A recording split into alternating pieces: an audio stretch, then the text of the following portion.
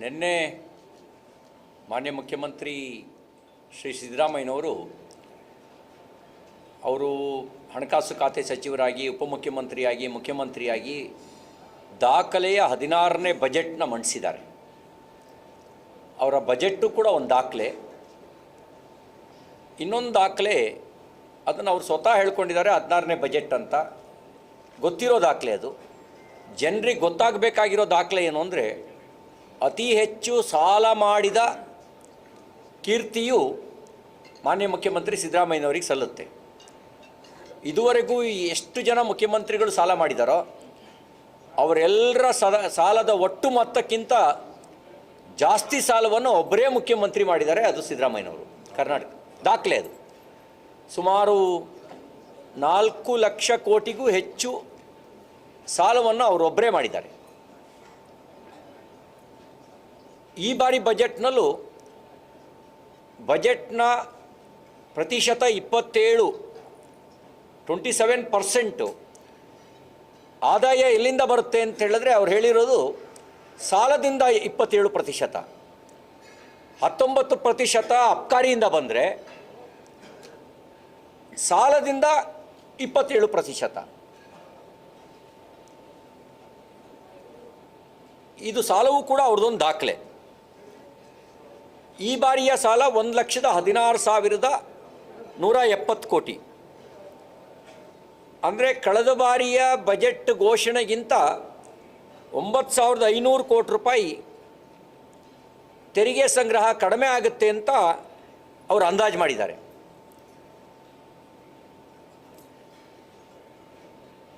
ಮೂಲಸೌಕರ್ಯದ ಹೂಡಿಕೆಗೆ ಉತ್ತೇಜನ ಕೊಟ್ಟಿದ್ದರೆ ತೆರಿಗೆ ಸಂಗ್ರಹ ಯಾವತ್ತೂ ಕಡಿಮೆ ಆಗ್ತಿರಲಿಲ್ಲ.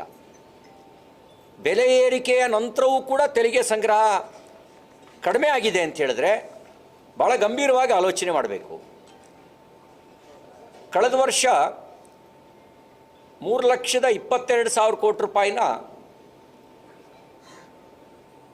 ನಾವು ವೆಚ್ಚ ಮಾಡ್ತೀವಿ ಅಂತ ಹೇಳಿದರು. ವೆಚ್ಚ ಅಂತ ಹೇಳಿದ್ರೆ ಅದು ಕಮಿಟೆಡ್ ಎಕ್ಸ್ಪೆಂಡಿಚರ್ ಮತ್ತು ಬಂಡವಾಳ ಹೂಡಿಕೆ, ಮೂಲಸೌಕರ್ಯದ ಅಭಿವೃದ್ಧಿ ಹೂಡಿಕೆ ಸೇರಿ 3,22,000 ಕೋಟಿ ಹೇಳಿದರು.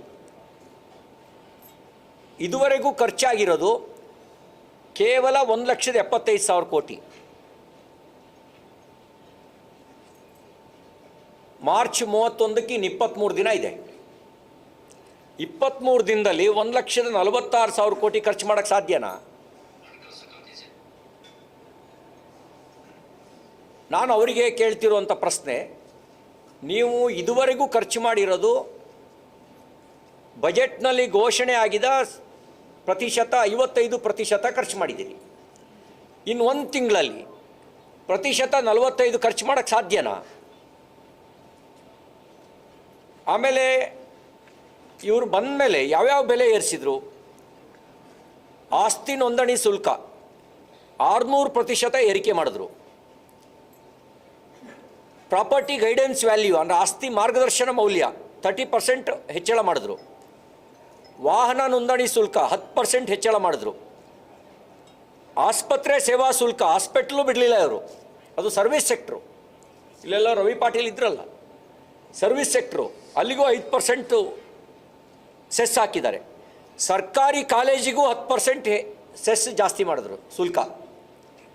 ಬೆಂಗಳೂರು ಮೆಟ್ರೋ ದರ 50% ಏರಿಕೆ ಆಯಿತು. ಎಲೆಕ್ಟ್ರಿಕ್ ವಾಹನ ಬೇರೆ ರಾಜ್ಯಗಳು ಉತ್ತೇಜನ ಕೊಡ್ತಾ ಇದ್ದಾವೆ, ನಮ್ಮ ರಾಜ್ಯದಲ್ಲಿ ಎಲೆಕ್ಟ್ರಿಕ್ ವಾಹನ ತೆರಿಗೆನೂ 10% ಹೆಚ್ಚಳ ಮಾಡಿದ್ರು. ವಿದ್ಯುತ್ ದರ 14.5% ಹೆಚ್ಚಳ ಮಾಡಿದ್ರು. ನೀರಿನ ಸುಂಕ, ವಾಟರ್ ಟ್ಯಾಕ್ಸ್, ಅದನ್ನು 30% ಹೆಚ್ಚಳ ಮಾಡಿದ್ರು. ಪ್ರಾಪರ್ಟಿ ಟ್ಯಾಕ್ಸ್, ಆಸ್ತಿ ತೆರಿಗೆ 25% ಹೆಚ್ಚಳ ಮಾಡಿದ್ರು. ರೈತ ಬಿತ್ತನೆ ಮಾಡ್ತಕ್ಕಂಥ ಬಿತ್ತನೆ ಬೀಜದ ಬೆಲೆಯನ್ನು 60% ಹೆಚ್ಚಳ ಮಾಡಿದ್ರು. ಬಿಯರ್ ಬೆಲೆ 4 ಬಾರಿ ಜಾಸ್ತಿ ಆಯಿತು, 45%.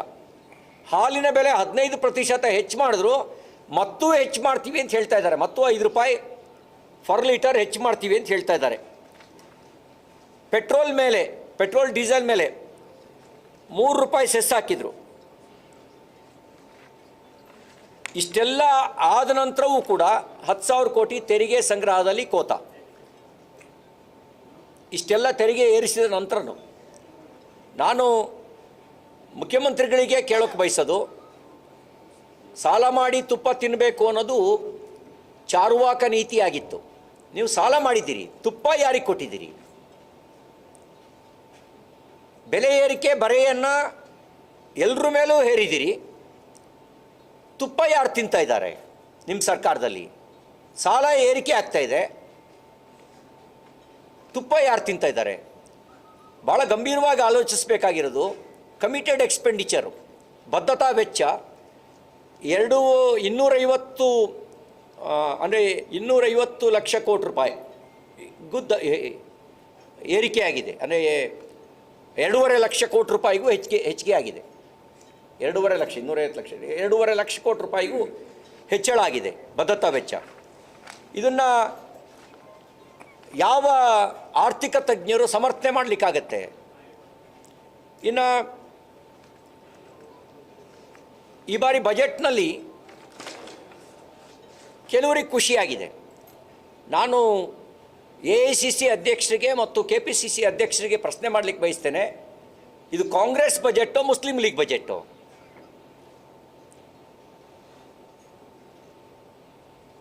ಬಹುಶಃ ಜಿನ್ನಾ ಆತ್ಮ ಭಾಳ ಖುಷಿ ಪಡ್ತಿರ್ಬೋದು, ಅಥವಾ ಜಿನ್ನಾ ಆತ್ಮವೇ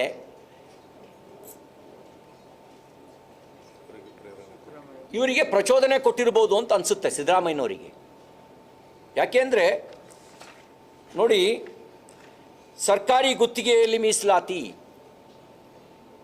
ಸಂವಿಧಾನದ ಆರ್ಟಿಕಲ್ 15 ಮತ್ತು ಆರ್ಟಿಕಲ್ 42 SC/ST ಮೀಸಲಾತಿಯನ್ನು ಸಮರ್ಥಿಸುತ್ತೆ. ಮತೀಯ ಆಧಾರಿತ ಮೀಸಲಾತಿಯನ್ನು ಸಂವಿಧಾನ ಒಪ್ಪಲಿಲ್ಲ. ಮೀಸಲಾತಿ ಕೊಡೋ ಸಂದರ್ಭದಲ್ಲಿ ಮತೀಯ ಆಧಾರಿತ ಮೀಸಲಾತಿಯ ಬೇಡಿಕೆಯನ್ನು, ಅಂದರೆ ರಿಲಿಜಿಯಸ್ಟ್ ಬೇಸ್ಡು ರಿಸರ್ವೇಷನ್ನ ಕೆಲವರು ಡಿಮಾಂಡ್ ಮಾಡಿದ್ರು. ಬ್ರಿಟಿಷರ ಕಾಲದಲ್ಲಿ ಇತ್ತು, ಕೊಡಬೇಕು ಅಂಥೇಳಿ. ಭಾಳ ಸ್ಪಷ್ಟವಾಗಿ ಸಂವಿಧಾನ ರಚನಾ ಸಭೆ ನಿರಾಕರಿಸ್ತು, ಕಾರಣನೂ ಕೊಡ್ತು. ನೀವು ಮತೀಯ ಆಧಾರದಲ್ಲಿ ದೇಶ ಒಡೆದ್ರಿ,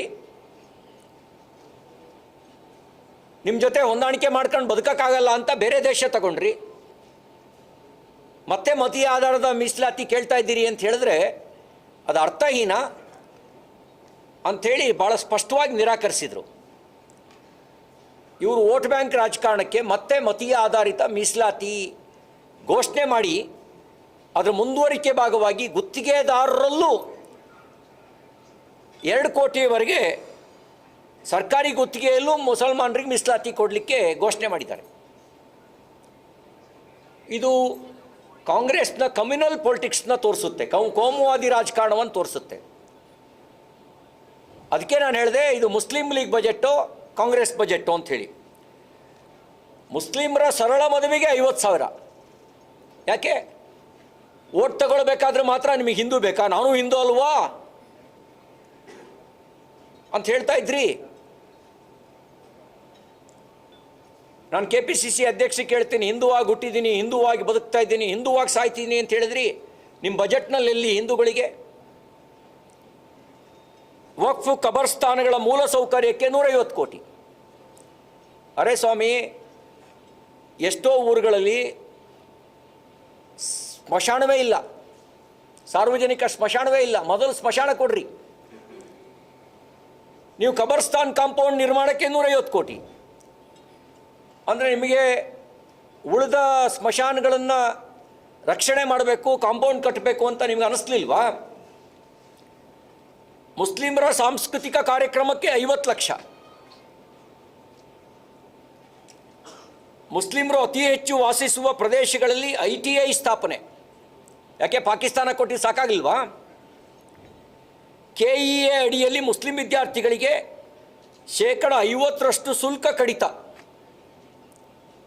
ಅತಿ ಹೆಚ್ಚು 5 ಲಕ್ಷ ರೂಪಾಯಿ ಇಲ್ಲ 50% ಶುಲ್ಕ ಕಡಿತ. ಯಾಕೆ ಬೇರೆ ಜಾತಿಯಲ್ಲಿ ಮತಗಳಲ್ಲಿ ಬಡವರು ಇಲ್ವಾ? ಅವರಿಗೆ ಯಾಕೆ ಶುಲ್ಕ ಕಡಿತ ಮಾಡಲ್ಲ? ಉಲ್ಲಾಳ ಮುಸ್ಲಿಂ ವಿದ್ಯಾರ್ಥಿನಿಯರಿಗೆ ವಸತಿ ಸಹಿತ PU ಕಾಲೇಜು. ಮುಸ್ಲಿಂ ವಿದ್ಯಾರ್ಥಿಗಳ ರಾಷ್ಟ್ರೀಯ ವಿದೇಶಿ ವಿದ್ಯಾರ್ಥಿ ವೇತನ ಏರಿಕೆ ಬೆಂಗಳೂರಿನಲ್ಲಿ ಹಜ್ ಭವನದಲ್ಲಿ ಹೆಚ್ಚುವರಿ ಕಟ್ಟಡ ನಿರ್ಮಾಣ, ಮುಸ್ಲಿಂ ವಿದ್ಯಾರ್ಥಿನಿಯರಿಗೆ ಸ್ವಯಂ ರಕ್ಷಣಾ ಕೌಶಲ್ಯ ತರಬೇತಿ, 2 ಕೋಟಿವರೆಗಿನ ಕಾಮಗಾರಿಗಳಲ್ಲಿ ಮುಸ್ಲಿಂ ಗುತ್ತಿಗೆದಾರರಿಗೆ ಮೀಸಲಾತಿ, ಮುಸ್ಲಿಮರಿಗೆ ಕೈಗಾರಿಕಾ ಪ್ರದೇಶ ಭೂಮಿ ಹಂಚಿಕೆಯಲ್ಲೂ ಪ್ರವರ್ಗ 2A ಜೊತೆಗೆ 2Bಗೆ 20% ಮೀಸಲಾತಿ. ನನಗನ್ಸುತ್ತೆ ಒಂದು ಮುಸ್ಲಿಂ ಲೀಗ್ನ ಪ್ರೇತಾತ್ಮ ಕಾಂಗ್ರೆಸ್ಸನ್ನು ಆವರಿಸ್ಕೊಂಡಿರಬೇಕು, ಇಲ್ಲ ಕಾಂಗ್ರೆಸ್ ಪಾರ್ಟಿಯೇ ಮುಸ್ಲಿಂ ಲೀಗ್ನ ಅಜೆಂಡಾವನ್ನು ಸ್ವೀಕಾರ ಮಾಡಿರಬೇಕು. What was the Muslim league agenda? ದೇಶ ಒಡೆಯೋದು ಮುಸ್ಲಿಂ ಲೀಗ್ ಅಜೆಂಡಾ ಆಗಿತ್ತು. ಈ ಅಜೆಂಡಾವನ್ನು ಕಾಂಗ್ರೆಸ್ ಸ್ವೀಕಾರ ಮಾಡದಂತೆ ಕಾಣ್ತಾ ಇದೆ. ಇದೊಂದು ಕಮ್ಯುನಲ್ ಬಜೆಟ್ಟು ಮತ್ತು ಅವ್ರ ನೀತಿಯಲ್ಲೂ ಸ್ಪಷ್ಟವಾಗಿದೆ. ಹುಬ್ಬಳ್ಳಿ ಪೊಲೀಸ್ ಠಾಣೆ ಮೇಲೆ ದಾಳಿ ಮಾಡಿದವರಿಗೆ ಅವ್ರ ಕೇಸ್ ವಾಪಸ್ ತೆಗೆದುಕೊಳ್ಳುವಂಥ ಪ್ರಸ್ತಾವನೆಯನ್ನು ಕೋರ್ಟಿಗೆ ಸಲ್ಲಿಸಿದ್ದಾರೆ ಕ್ಯಾಬಿನೆಟ್ ಡಿಸಿಷನ್ ತಗೊಂಡು. ಪೊಲೀಸ್ ಠಾಣೆ ಮೇಲೆ ದಾಳಿ ಮಾಡಿದವ್ರನ್ನೇ ಕೇಸ್ ವಾಪಸ್ ತೆಗಿತೀರಿ ಅಂದರೆ ಇನ್ನು ಜನಸಾಮಾನ್ಯರ ಗತಿ ಏನು? ಅಂದರೆ ಈ ಮೂಲಕ ಕಮ್ಯುನಲ್ ಮತ್ತು ಕ್ರಿಮಿನಲ್ ರಾಜಕಾರಣಕ್ಕೆ ಪ್ರೋತ್ಸಾಹವನ್ನು ಕಾಂಗ್ರೆಸ್ ಕೊಡ್ತಾ ಇದೆ ಅಂಥೇಳಿ ಅನಿಸುತ್ತೆ. ಹೆಚ್ಚುವರಿ ಉರ್ದು ಶಾಲೆಗಳ ನಿರ್ಮಾಣಕ್ಕೆ ಉತ್ತೇಜನಕ್ಕಾಗಿ 100 ಕೋಟಿ, ಅಲ್ಪಸಂಖ್ಯಾತರ ಕಾಲೋನಿಗಳು ಮತ್ತು ಅಲ್ಪಸಂಖ್ಯಾತರ ಬಡಾವಣೆ ಅಭಿವೃದ್ಧಿಗೆ 1000 ಕೋಟಿ,